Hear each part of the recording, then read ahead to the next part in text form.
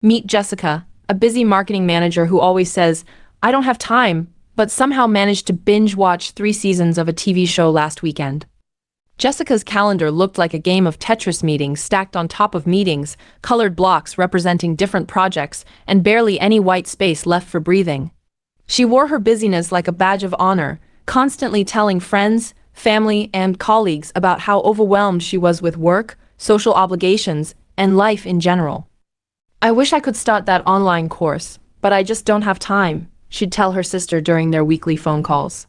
"I want to work out more, but there aren't enough hours in the day. I'd love to write that novel I've been thinking about, but between work and everything else, when would I find the time?" Her friends had heard variations of this refrain countless times. Jessica wanted to learn Spanish, but didn't have time. She wanted to start dating again after her breakup, but was too busy.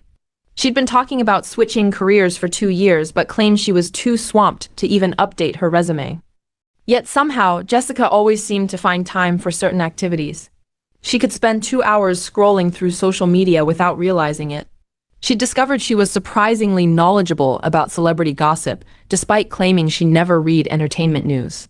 Her Netflix account showed an impressive viewing history. She'd somehow found time to watch entire seasons of shows she claimed to have stumbled upon. The contradiction became glaringly obvious during a conversation with her colleague Marcus, who had just completed his MBA while working full-time and raising 2 young children. Jessica had been complaining about not having time to take a single professional development course. "How did you manage it?" Jessica asked, genuinely puzzled. "I can barely keep up with my current responsibilities." Marcus smiled knowingly. "You know, I used to say the same thing. I don't have time for this. I don't have time for that. Then my wife pointed something out that changed my perspective completely." "What was that?" She said, "You don't manage time. You manage priorities. Everyone has the same 168 hours in a week. The question isn't whether you have time, it's what you choose to do with the time you have." Jessica felt an uncomfortable twinge in her stomach. "But I really am busy, Marcus. My schedule is packed." "I'm not saying you're not busy," Marcus replied gently. "But busy doesn't always mean productive or purposeful. When I started tracking how I actually spent my time, not how I thought I spent it, but how I really spent it, I was shocked." That evening, Jessica couldn't stop thinking about Marcus's words. She decided to try an experiment that her friend Sarah, who was studying behavioral psychology, had once mentioned. For 1 week, she would track every single thing she did and how long it took, using her phone's timer and a simple notebook. The results were eye-opening and somewhat embarrassing. Jessica discovered that she spent an average of 3 hours per day on her phone, not for work, but scrolling through social media, reading random articles, and watching short videos. She spent 45 minutes each morning deciding what to wear, not because she cared deeply about fashion, but because she'd get distracted looking at her reflection or thinking about unrelated topics. Even more revealing was what happened during her productive time. She'd sit down to work on important projects, but then spend 20 minutes organizing her desk, 15 minutes responding to non-urgent emails, and another 10 minutes making the perfect cup of coffee. By the time she actually started the important work, she felt mentally drained and would often declare herself too tired to focus properly. Most shocking of all was her evening routine. She'd come home claiming to be exhausted and collapse on the couch to decompress for just a few minutes. Those few minutes routinely turned into 3-hour Netflix sessions, during which she'd scroll through her phone simultaneously, creating what she later learned was called dual screening, a way of avoiding being fully present with any single activity.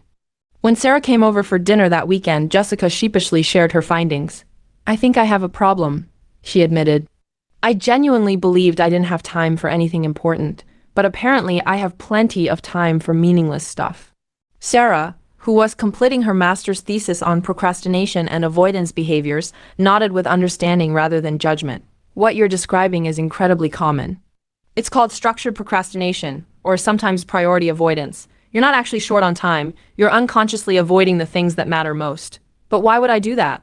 Jessica asked, genuinely confused. "I want to improve my life. I want to learn new skills and advance my career. Why would I sabotage myself?" Sarah pulled out her laptop and showed Jessica some research articles she'd been reading for her thesis. According to psychologists like Dr. Joseph Ferrari, who studies procrastination, we often avoid important tasks because they trigger uncomfortable emotions. The bigger and more meaningful something is to us, the more potential there is for failure, judgment, or disappointment. She explained how this worked psychologically. When you think about starting that online course or writing your novel, your brain doesn't just think about the positive outcomes.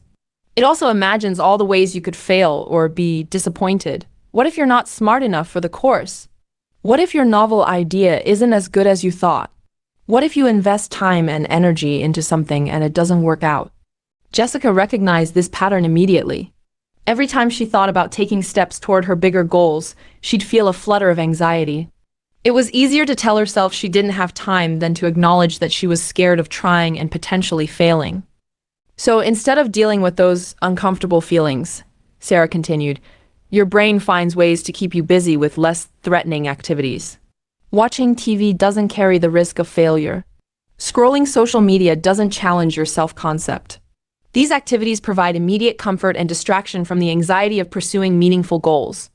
Sarah explained that this was related to what psychologists call temporal discounting, the tendency to prioritize immediate rewards over future benefits. Watching Netflix gives you immediate pleasure and relaxation. Starting a course or working on a novel requires you to tolerate discomfort now for potential benefits later.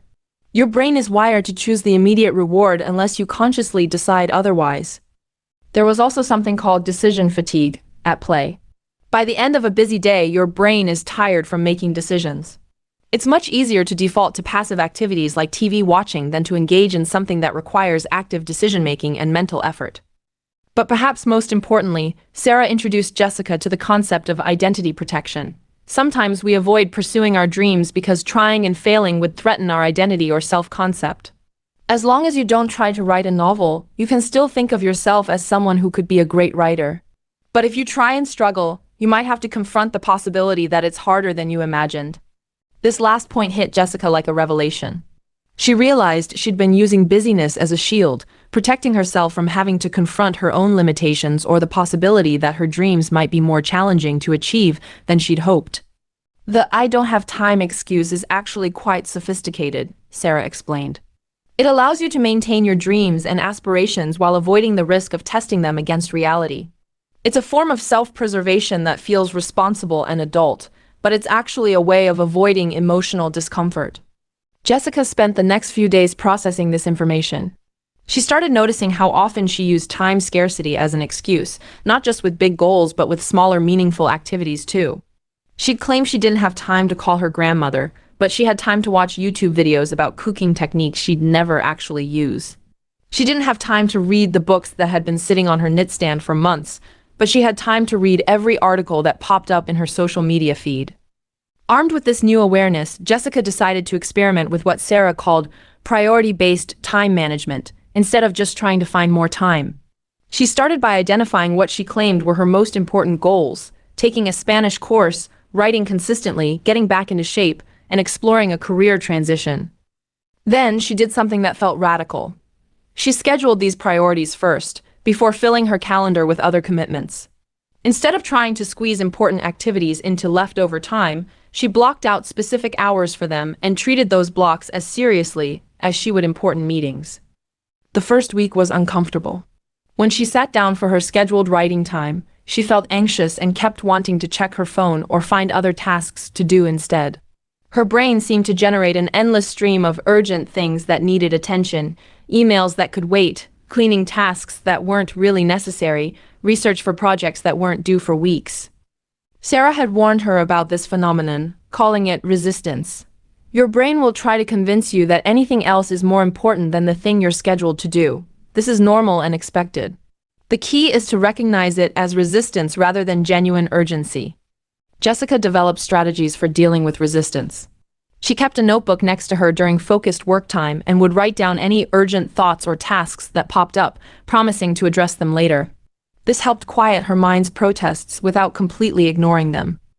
She also started using what Sarah called implementation intentions, specific if-then plans that remove decision-making from the equation. Instead of vague goals like, "I'll work out more," she created specific plans. If it's Tuesday at 6:30 a.m., then I will go to the gym for exactly 45 minutes. This reduced the mental energy required to follow through on her priorities.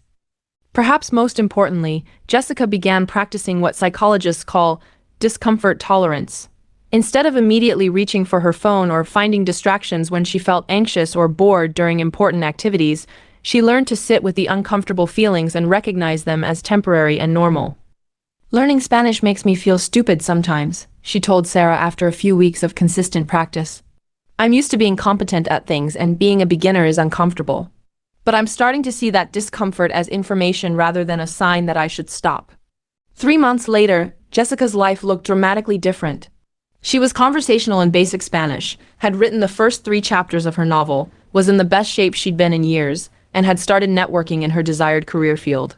Most surprisingly, she found that she actually had more free time than before, not less. "It's weird," she told Marcus during a coffee break at work. "When I was constantly busy but avoiding my priorities, I always felt behind and stressed. Now that I'm actually working toward my goals, I feel more relaxed and in control." Marcus nodded knowingly. "That's because you're not carrying around the mental weight of all the things you're avoiding. Psychologists call it completion tendency. Unfinished important tasks take up mental energy even when you're not actively working on them." Jessica had discovered what time management experts call the priority paradox. When you focus on what's truly important, you often find more time for everything else too. By addressing her avoidance patterns and scheduling her priorities first, she'd eliminated much of the mental clutter and anxiety that had been draining her energy. "The funny thing is," Jessica reflected, "I still get the same amount of work done at my job, but now I'm also making progress on personal goals. I wasn't actually as busy as I thought I was just using busyness to avoid feeling uncomfortable." She'd also learned to recognize the warning signs of slipping back into avoidance patterns. When she caught herself saying, "I don't have time," for something that aligned with her values, she'd pause and ask herself, "Is this really about time, or am I avoiding something that feels challenging or uncomfortable?" Sometimes the answer was genuinely about time constraints, but more often it was about emotional avoidance. This awareness gave her the power to choose her response rather than automatically defaulting to avoidance. Jessica's story illustrates a common psychological pattern that affects millions of people. We often believe we're victims of time scarcity, when we're actually unconsciously prioritizing comfort over growth, immediate gratification over long-term fulfillment, and busy work over meaningful work. The phrase, "I don't have time," can be a form of psychological protection, shielding us from having to confront our fears about pursuing what matters most. It's easier to blame external circumstances than to acknowledge that we might be scared of failure, judgment, or the discomfort of being a beginner. Research in psychology shows that time perception is highly subjective and influenced by our emotional state and priorities. When we're engaged in meaningful activities that align with our values, time often feels more abundant. When we're avoiding important tasks, time feels scarce and stressful, even when we're not actually accomplishing anything significant. The concept of priority management, rather than time management, recognizes that everyone has the same 168 hours per week, but we each choose how to allocate that time based on our conscious and unconscious priorities. Often our revealed priorities, what we actually spend time on, differ significantly from our stated priorities, what we say is important to us. Understanding this difference can be both uncomfortable and liberating. Uncomfortable because it requires taking responsibility for our choices rather than blaming external circumstances. Liberating because it means we have more control over our lives than we might have realized. Remember, these are general insights from psychology, and everyone's experience is unique. Some people genuinely struggle with time management due to overwhelming responsibilities, attention challenges, or other circumstances beyond their control. The key is honest self-reflection about whether time scarcity is the real issue or whether emotional avoidance might be playing a role. If you find yourself consistently saying, "I don't have time," for activities that align with your values and long-term goals, consider tracking how you actually spend your time for a week. You might discover, as Jessica did, that you have more control over your schedule than you realized. The next time you catch yourself saying, "I don't have time," try asking, "Is this really about time? Or am I avoiding something that feels uncomfortable or challenging?" The answer might surprise you and open up possibilities you didn't know existed. Thank you for listening, and I hope you enjoyed this little story and the insights it brought.